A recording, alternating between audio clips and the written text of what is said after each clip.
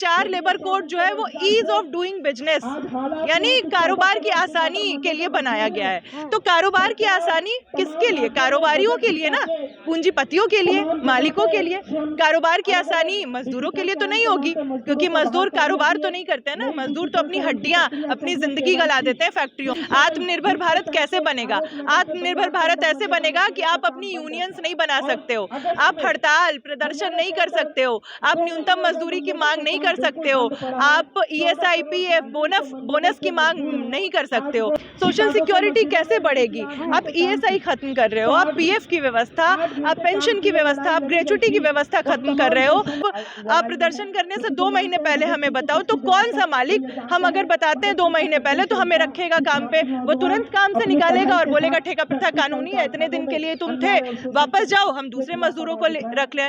Lay off, छटनी, इन सबको कानूनी रूप दे दिया गया है। किसी फैक्ट्री में 300 मजदूर है, मालिकों को पूछना नहीं पड़ेगा सरकार से छटनी करने से पहले, वो किसी भी वक्त छटनी कर सकते हैं। तो आप खुद समझ लीजिए कि इससे किसको फायदा मिलेगा।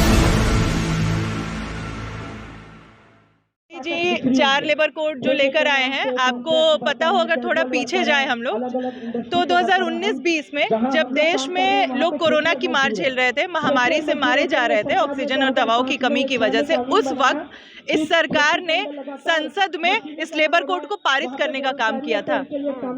आपने पूछा नहीं उनसे क्यों किया था? वो इसलिए किया था क्योंकि इस लेबर कोड की असलियत जानने के बाद लोग सड़कों पे ना उतर पाए, इसलिए चुप चुपा के इसको ऐसे वक्त में पास कर दो जब लोग मर रहे हैं, है ना, जब महामारी से, बीमारी से मर रहे हैं। और खुद मोदी जी और खुद सेंट्रल गवर्नमेंट ये बात कह रही है कि चार लेबर कोड जो है वो ईज ऑफ डूइंग बिजनेस यानी कारोबार की आसानी के लिए बनाया गया है। तो कारोबार की आसानी किसके लिए? कारोबारियों के लिए ना, पूंजीपतियों के लिए, मालिकों के लिए। कारोबार की आसानी मजदूरों के लिए तो नहीं होगी, क्योंकि मजदूर कारोबार तो नहीं करते हैं ना। मजदूर तो अपनी हड्डियां, अपनी जिंदगी गला देते हैं फैक्ट्रियों में। आत्म भारत निर्भर के लिए जो है उसकी दिशा में एक बड़ा कदम उठाया गया है। जी, आत्मनिर्भर भारत कैसे बनेगा?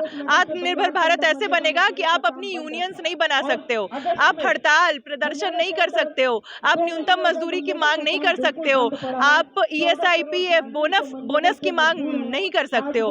चार लेबर कोड जिसको मोदी जी बता रहे हैं कि ये देश के विकास में काम आएगा, उसके तहत ठेका प्रथा को कानूनी रूप दे दिया गया है। तो ऐसे बनेगा भारत आत्मनिर्भर कि जब जी चाहे आप लोगों को रखो और जब जी चाहे निकाल दो। वैसे पहले भी अगर हम देखें तो जो 44 श्रम कानून थे वो लागू नहीं होते थे। तमाम इंडस्ट्रियल एरियाज में हम जा करके देख लें तो किसी मजदूर को मिनिमम वेज नहीं मिलता था, ESI PF पेंशन नहीं मिलता था।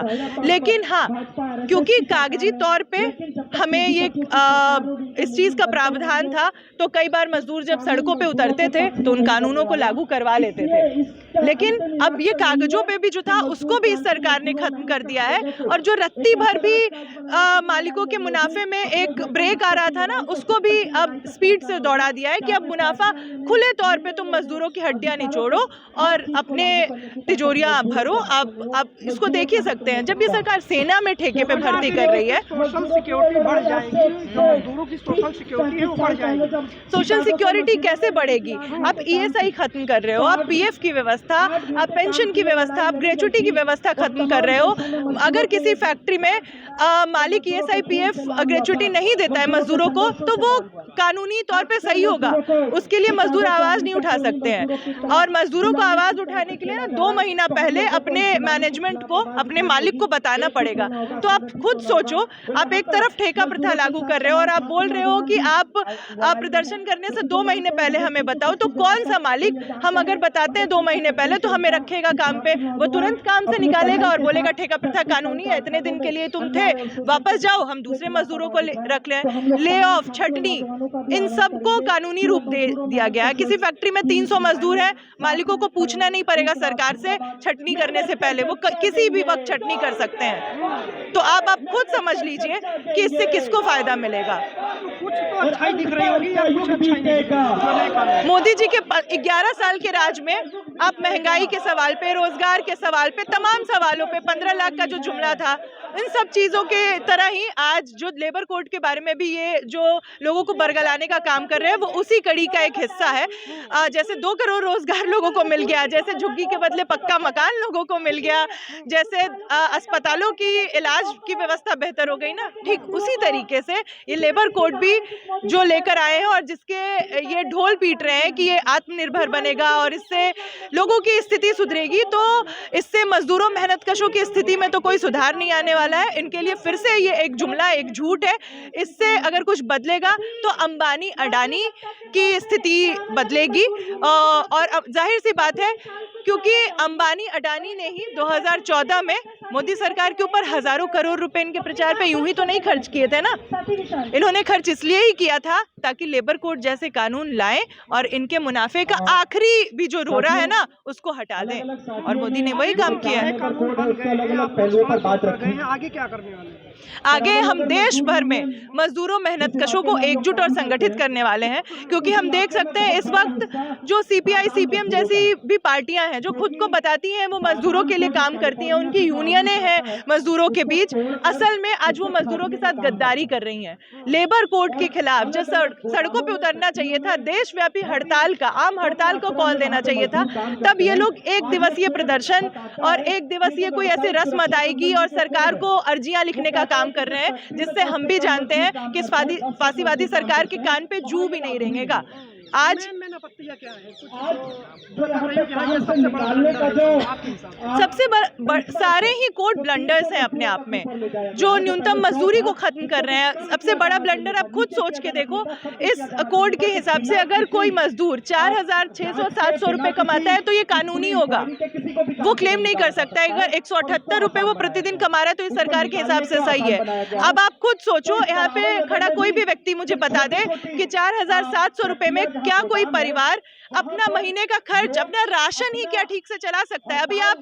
अभी आप घर के किराए की, दवा इलाज के, बच्चों की पढ़ाई लिखाई, आने जाने का किराया तो छोड़ ही दो, क्या कोई राशन भी एक परिवार 4 लोगों का भी ठीक से 4,700 रुपए में खा सकता है? नहीं खा सकता है। तो सीधा मतलब है कि आप दाल रोटी खाओ मुंह पे पट्टी बांध के, और उसके बाद अपने बच्चों को भी फैक्ट्रियों में गुलामी करने के लिए भेजो।